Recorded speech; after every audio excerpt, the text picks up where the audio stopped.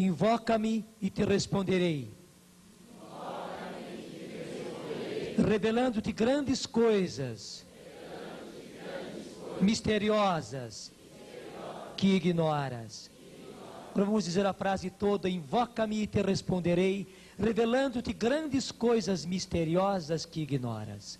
Invoca-me e te responderei, revelando-te grandes coisas misteriosas que ignoras. Nós acolhemos, Senhor, essa palavra. Sim, essa palavra tua.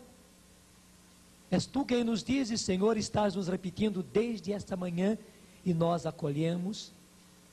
Estamos te invocando, Senhor, na certeza que nos respondes, e nos respondes revelando-nos grandes coisas misteriosas que nós ignoramos. É Jeremias 33, 3.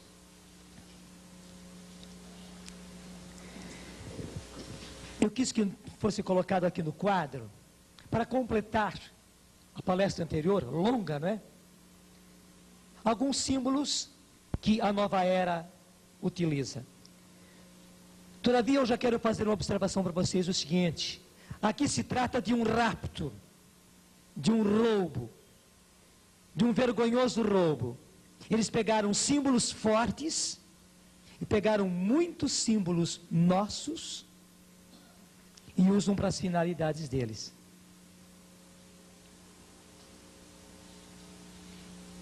Outra coisa, além daqueles que usam esses símbolos, sabendo que foram os que criaram e são aqueles que vivem isso, claro, eles querem realmente a propaganda da nova era.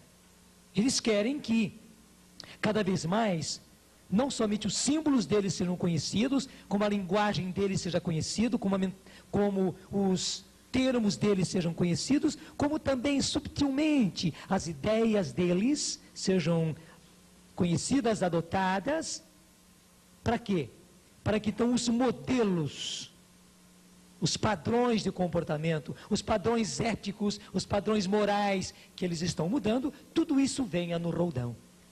É um marketing fantástico, ousado, eu diria mesmo, diabolicamente tramado. Por isso, veja, há muita gente que usa desses símbolos só por modismo, porque vê, acha interessante, acha bonito, é um símbolo forte. Há instituições também que usam, coitados, acabam sendo inocentes úteis. Eu queria dizer a vocês, não vamos logo classificar de pertencente à nova era, não é? Pessoas e instituições que usam esses símbolos. Pelo contrário, é preciso conhecer as pessoas, é preciso conhecer as instituições.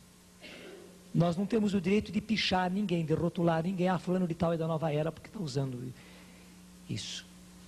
Muita gente não sabe de nada. É um símbolo interessante, é um símbolo bonito, usa e usa como joia e tal. Agora, é claro, depois que nós sabemos, depois que nós entendemos, depois que nós realmente somos instruídos pelo Senhor, é evidente que nós não vamos usar. E até vamos ajudar as pessoas a que elas não usem. Mas não vamos começar a classificar pessoas e instituições por causa disto. Me entende? Inclusive porque o mais importante da nova era não são os símbolos são apenas símbolos. O mais importante é tudo aquilo que eu lhes disse hoje de manhã cedo, que são justamente os objetivos deles e as táticas deles para implantar todo o plano que está aí. Então, alguns, claro, não são todos os símbolos, mas estão alguns aí. O primeiro, o arco-íris, né? É um roubo, né? Porque o arco-íris está ainda no livro do Gênesis. É o sinal da aliança, da linda aliança entre Deus e os homens. Está na origem do cristianismo. Mas eles usam, é a manifestação da luz divina, com sua multicoloração, uma espécie de ponte, simbolizando a união entre a terra e o céu. Mas veja bem, mas que céu é esse? Entre os seres terrenos e os seres extraterrenos para uma nova era. Então é a ligação, é a ponte entre os seres terrenos e os seres extraterrenos. Tanto assim que o arco-íris deles não é o nosso arco-íris total. É um arco-íris tipo ponte. A ligação entre os seres terrestres e os seres extraterrestres. E o pior, é a ligação entre este mundo e o Shambhala. Esta terra e o Shambhala. E o Shambhala o que é? É realmente o reino da luz, o reino de Lúcifer, o portador da luz. Para quê?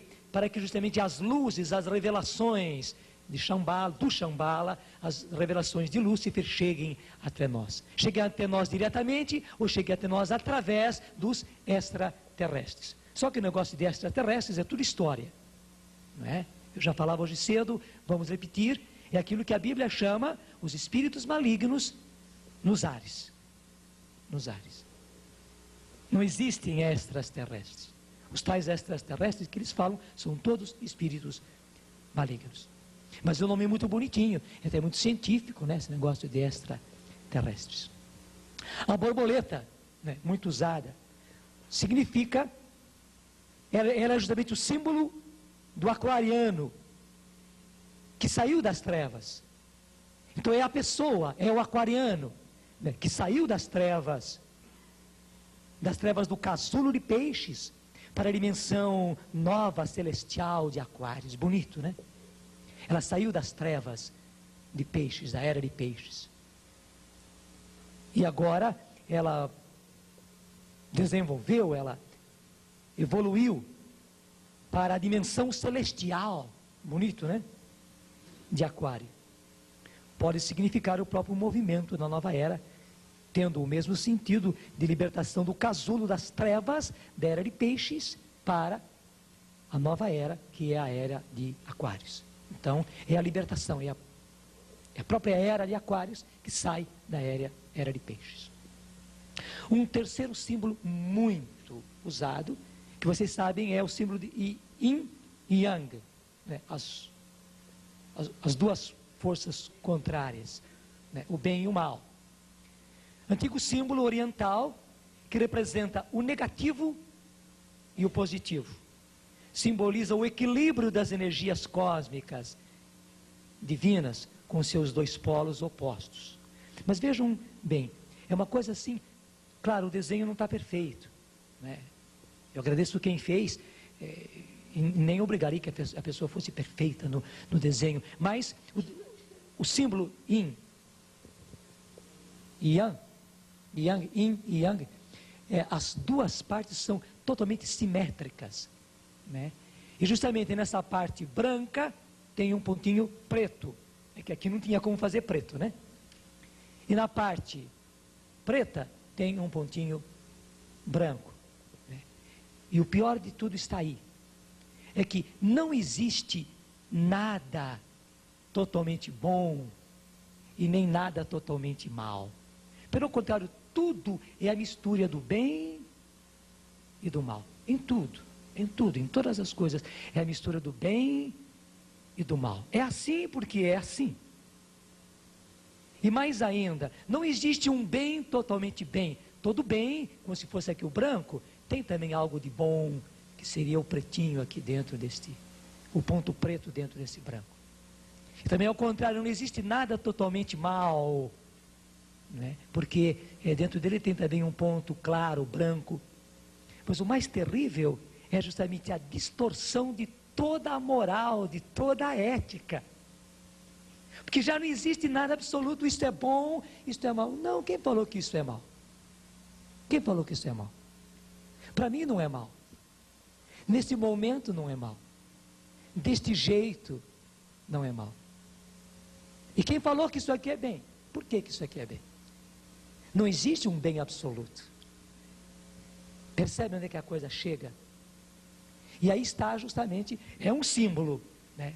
O Yin e o Yang, as duas, Yin e Yang, as duas forças opostas que se equilibram, o positivo, o negativo, o jogo de forças energéticas, tudo isso, mas atrás disso é uma coisa muito pior ainda, que é justamente o bem e o mal, e que todas as coisas são feitas de bem e de mal. E que afinal das contas tudo é assim. Não existe bem somente, não existe mal somente. Eu já falei para vocês, e isso aqui entra também, porque tudo vai do positivo e do negativo. Toda pessoa é masculina e feminino. Toda pessoa é masculino e feminino.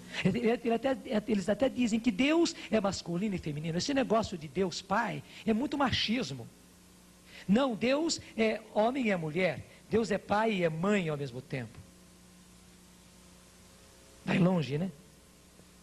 Vai longe. Inclusive, a pessoa evoluída, eu dizia hoje cedo, é a pessoa que desenvolve o seu masculino e também o seu feminino, mas também o seu masculino. É a pessoa que se expressa afetivamente no seu lado masculino e no seu lado feminino. É a pessoa que se expressa sexualmente no seu lado masculino e no seu lado feminino. E para onde é que a coisa vai? E uma vez que tudo é bom e mal ao mesmo tempo, não existe mal que seja mal, não existe bem que seja bem, vocês veem onde é que a coisa vai.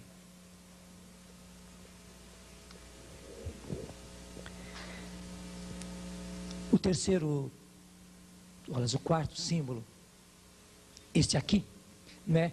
É a fita entrelaçada, que simboliza a interdependência global, com a unificação de todos os setores. Quer dizer, tudo está interligado, tudo está interligado, todas as coisas estão interligadas. Há uma interdependência global de todas as coisas, né? Vocês percebem que já existem empresas que usam isso, né?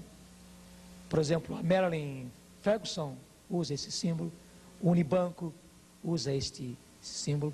Eu não estou pichando, eu não estou dizendo que eles sejam da nova era. Eu não estou dizendo que eles sejam patrocinadores da nova era. Nós sabemos que há empresas que são patrocinadoras da nova era. Eu não estou dizendo. E nem quero que vocês digam. Nós precisaríamos saber para poder dizer uma coisa assim. Mas que já são símbolos muito usados, na verdade, é o marketing deles. Eles fazem questão que usem os símbolos deles, né? Essa interligação de todas as coisas, essa interdependência global de todas as coisas. Mas o interessante é isso. Onde vocês encontram isso aqui, ali tem um cheiro de nova era. Este símbolo é o símbolo de Urano, né? É o planeta que rege a era de Aquário. Então, para eles é importante. Segundo os astrólogos, não é segundo a astronomia, mas é segundo a astrologia, né? E simboliza a harmonia e o equilíbrio. Simboliza a harmonia e o equilíbrio. Até o fato de ter essa seta para baixo, então eles mostram que as energias vêm vindo todas para baixo, vem vindo para o homem, e que é isso justamente, não é o homem voltado para um Deus, uma divindade fora dele, pelo contrário, tudo converge para o homem, todas essas histórias, né? Plutão, aliás, Urano é o planeta que rege a era de Aquário. A pirâmide, eu nem preciso falar, né? Ela não somente é usada como símbolo, mas ela é largamente utilizada na nova era, e muita gente tola usa, e muita gente inocente e útil usa, mesmo na igreja, mesmo os padres religiosos usam a pirâmide, porque eles falam e refalam, né, na pirâmide como captadora de energia e como distribuidora e harmonizadora de energias. Só que nós temos que remontar lá atrás, né, assim como a Babilônia, né, o Egito foi a terra da magia, do ocultismo e tudo mais, né? E as pirâmides, o que elas foram? Claro, elas eram também local para enterrar os faraós. Mas justamente de acordo com os costumes deles, levaram para dentro das pirâmides todas as coisas dos rituais deles, da magia deles, do que eles faziam, tudo tem lá. É como um museu. É como um museu no qual eles colocaram todas as coisas deles justamente ali no túmulo daquele tal faraó. Então vejam que a pirâmide não é uma brincadeira qualquer, não. E no fundo é uma tolice dizer que ela é uma captadora de energias e que ela é uma distribuidora de energias para harmonizar todas as coisas, né? Não é coisa científica, muito ao contrário, é misticismo, e muita gente usando isso. O tal do pentagrama tem um e tem outro.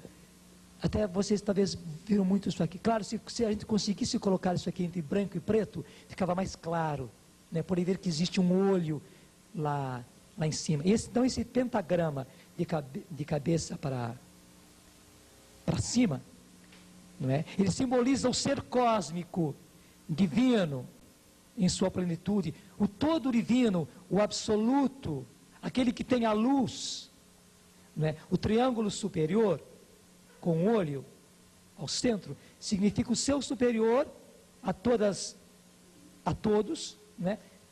Da cadeia hierárquica, onde encontramos presente o fator Lúcifer. Eu vou reler isso aqui. Então, o triângulo superior, esse aqui.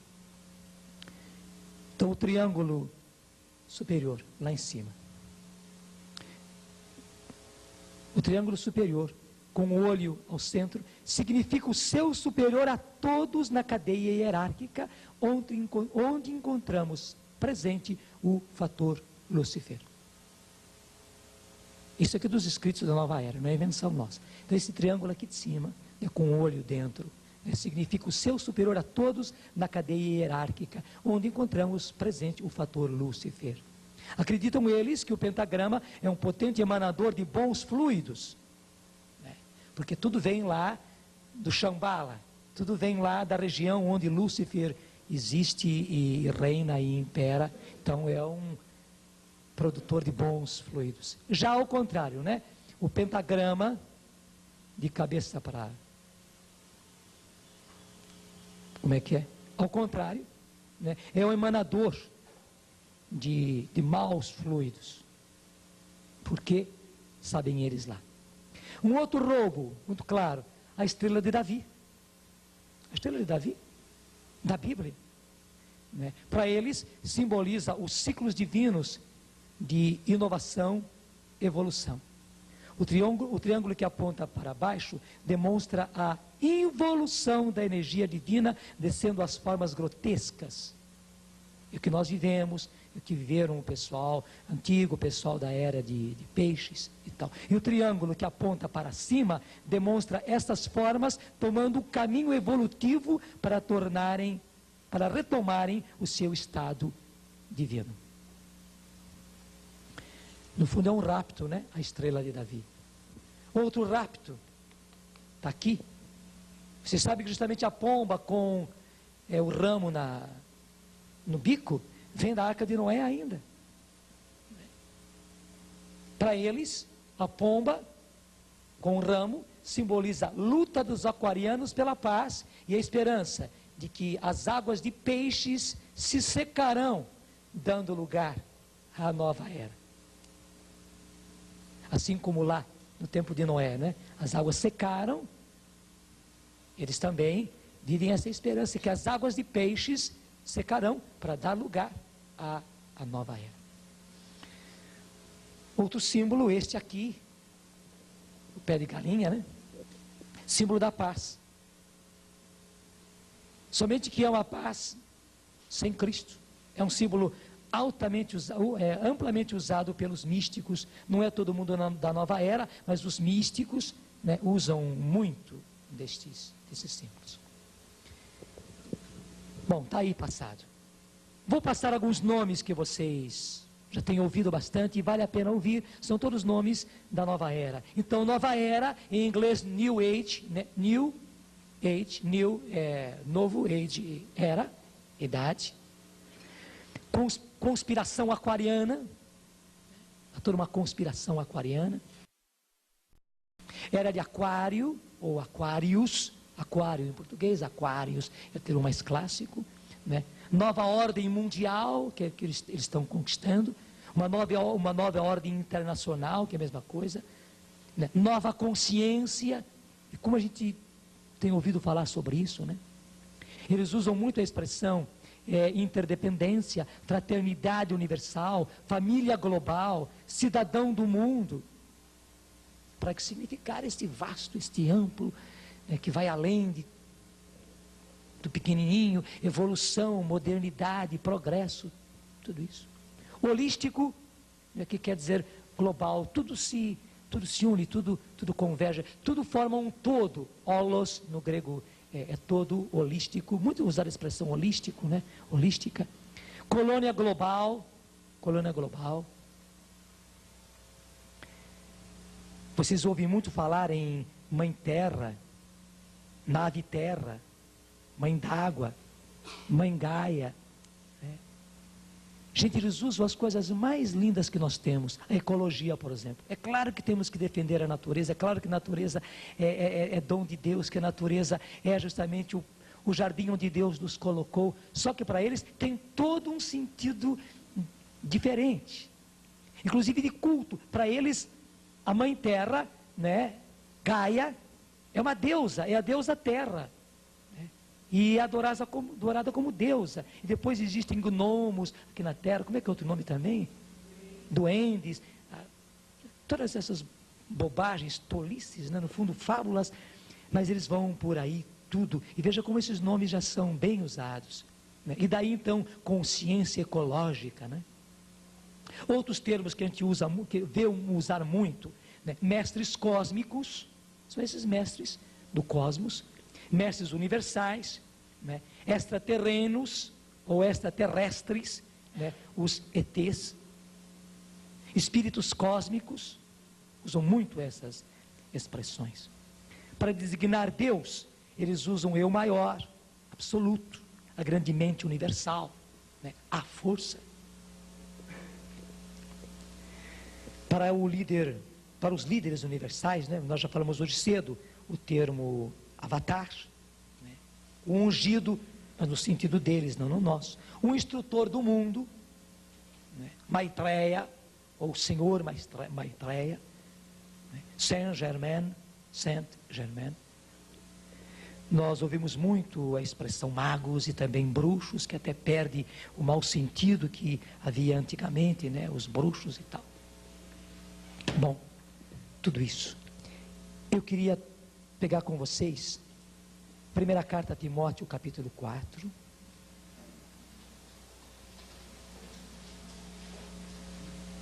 Versículo 1.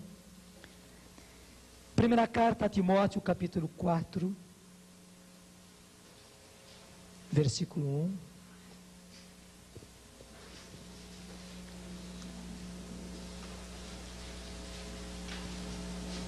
1. Leiam comigo. O Espírito diz expressamente que nos tempos vindouros alguns hão de apostatar da fé, dando ouvidos aos espíritos embusteiros e a doutrinas diabólicas. Basta aí. Gente, nós estamos vivendo estes tempos. Eu vou repetir. Primeira carta a Timóteo, capítulo 4, versículo 1. O Espírito Santo, diz expressamente que nos tempos vindouros, quer dizer, nos tempos que hão de vir, e nós estamos já nesses tempos, alguns hão de apostatar da fé, dando ouvidos a espíritos embusteiros e a doutrinas diabólicas.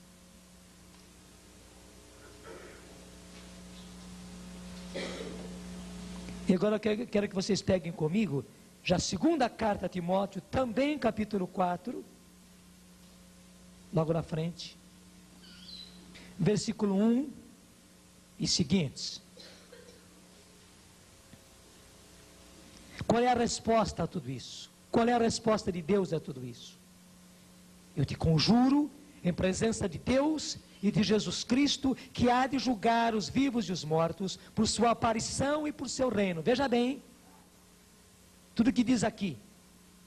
Eu te conjuro, é Paulo falando a Timóteo e a nós, em presença de Deus e de Jesus Cristo, que há de julgar os vivos e os mortos por sua aparição e por seu erro. A aparição, quer dizer, a vinda do Senhor, e por seu reino que vai ser implantado. E o que é que ele está conjurando? Prega a palavra, insiste oportuna e importunamente, repreende, ameaça, exorta com toda a paciência e empenho de instruir. Porque virá tempo em que os homens já não suportarão a sã doutrina da salvação, levados pelas próprias paixões e pelo prurido de escutar novidades, ajuntarão mestres para si, apartarão os ouvidos da verdade e se atirarão às fábulas. Gente, não passa disso. Você percebe que são fábulas mesmo. A gente fica até abismado de ver como é que o pessoal acredita nessas coisas todas. mas apartarão os ouvidos da verdade e se atirarão às fábulas. Tu, porém, sê prudente em tudo, paciente nos sofrimentos, cumpre a missão de pregador do Evangelho, consagra-te ao teu ministério.